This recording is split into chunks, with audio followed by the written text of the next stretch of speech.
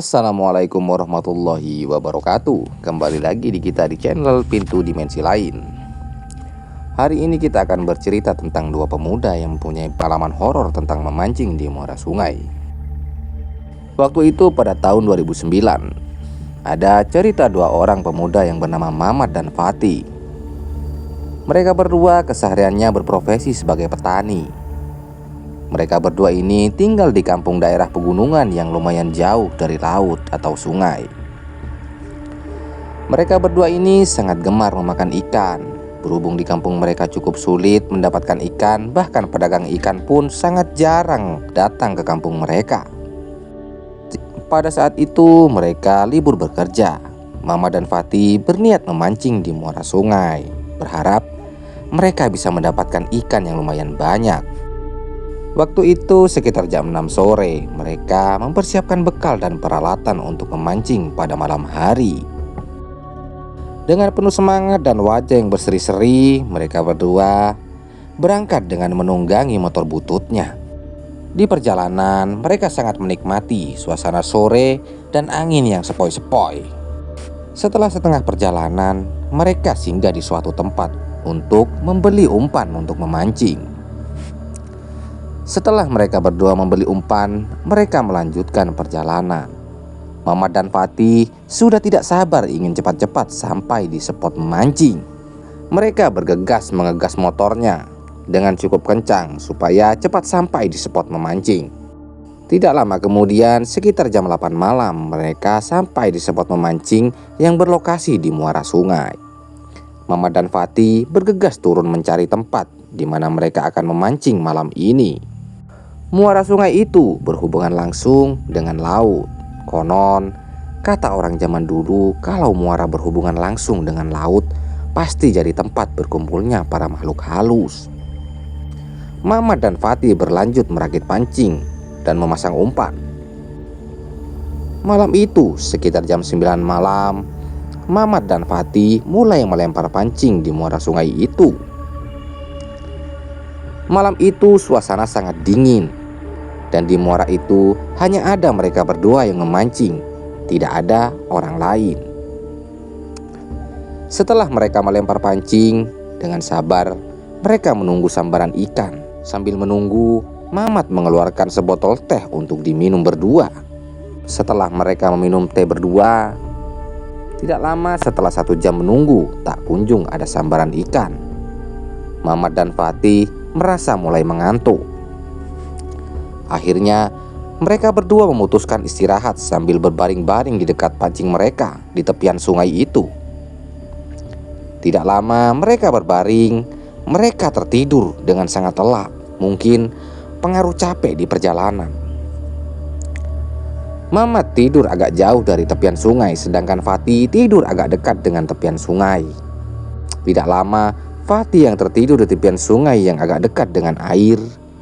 Tiba-tiba kaki Fatih diseret oleh makhluk astral ke tepian sungai, hingga separuh badan Fatih masuk ke dalam air. Dengan dinginnya air sungai, di situ dia mulai tersadar bahwa dia diseret oleh suatu makhluk ke dalam air. Lalu dia berteriak meminta tolong ke Mamat. "Tolong Mat, tolong Mat." Mamat tak kunjung bangun. Fatih terus berteriak kesulitan keluar dari air, seolah-olah ada yang memegangi kaki Fatih. Fatih ketakutan dan gemetar sambil berbicara, "Ya Tuhan, apa ini ya Tuhan? Apa ini yang memegang kakiku?" Di situ dia mulai ingat untuk membaca doa. Setelah Fatih membaca doa, tiba-tiba kakinya terlepas dan dia langsung bergegas naik ke tepian sungai. Di situ Mamat masih tertidur dengan lelapnya. Seolah-olah Mamat dibuat tidak mendengar apa yang terjadi oleh Fatih di sungai itu. Setelah Fatih naik ke tepian sungai, Fatih melihat ke arah ujung muara sungai. Di situ Fatih melihat ada sosok berbaju putih dan mata yang berwarna merah terbang perlahan di atas air sungai. Di situ Fatih hanya terdiam gugup, tidak bisa bicara. Tidak lama, penampakan itu menghilang di kegelapan malam. Dan Fatih langsung berdiri dan berlari ke arah Mamat yang sedang tidur. Langsung berusaha membangunkan Mamat yang sedang tidur itu. Tidak lama, Mamat bangun. Mamat kaget melihat Fatih yang sudah basah kuyup.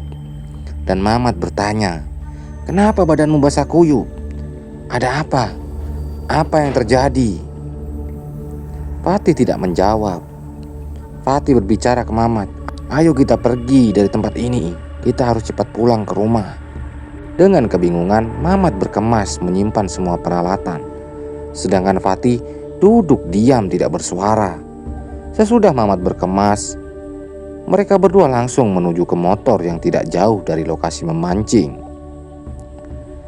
Sampainya di motor, mereka menyalakan motor, tapi motor tak kunjung menyala. Di situ Fatih mulai menoleh ke kanan dan ke kiri dengan wajah cemas dan hati yang ketakutan. Mamat perasaannya juga mulai tidak enak. Akhirnya mereka berdua mencoba mengotak-atik motor itu, tapi tak kunjung menyala. Perasaan mereka berdua sudah tidak karu-karuan. Mereka berdua juga bulu kulitnya mulai merinding. Tidak lama kemudian, Mamat dan Fatih mendengar suara tangisan perempuan. Lalu mereka melihat ke arah tepian sungai. Disitulah mereka berdua melihat ada sosok berbaju putih dan rambut yang panjang di tepian sungai. Mereka berdua kaget dan ketakutan. Mereka sontak berlari terbirit-birit. Motornya ditinggal di muara sungai. Mereka berlari sekuat mungkin menuju rumah warga yang tinggal di dekat muara itu. Mereka terus berlari sekuat mereka sampai mereka ngos-ngosan. Tidak lama mereka berdua sampai di rumah seorang warga. Pemilik rumah itu masih tidur karena Mama dan Fatih sampai di rumah itu sekitar jam 2 pagi. Setelah mereka memanggil-manggil, tidak lama pemilik rumah bangun, membuka pintu, dan pemilik rumah bertanya ke mereka berdua, "Ada apa kok kalian ngos-ngosan kayak dikejar setan?" Mamat menjawab, "Memang kita lagi dikejar hantu, Pak." Pemilik rumah bertanya, "Kalian habis dari mana?"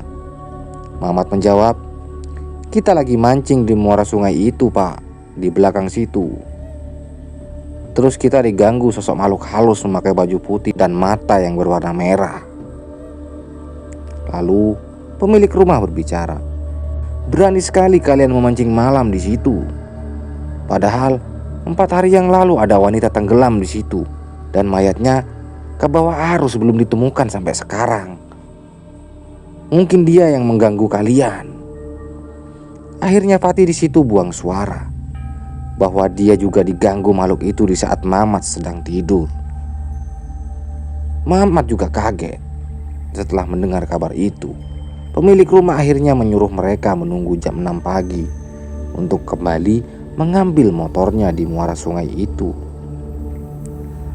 Akhirnya keesokan harinya jam 6 pagi mereka mengambil motor itu. Dan motor itu langsung di start 1 kali langsung menyala. Mamat bicara, "Kayaknya memang semalam hantu itu yang membuat motor tidak menyala." Mereka langsung bergegas pulang dengan tangan kosong, tidak mendapatkan hasil apa-apa. Yang kami dengar sampai saat ini, mereka berdua tidak pernah lagi memancing ke muara itu karena mereka sudah trauma, karena sudah pernah dihantui penampakan sosok berbaju putih dan mata yang berwarna merah. Sepertinya sekian dulu dari cerita kali ini. Semoga cerita ini bisa menghibur teman-teman semua. Sampai jumpa di episode selanjutnya. Wassalamualaikum warahmatullahi wabarakatuh.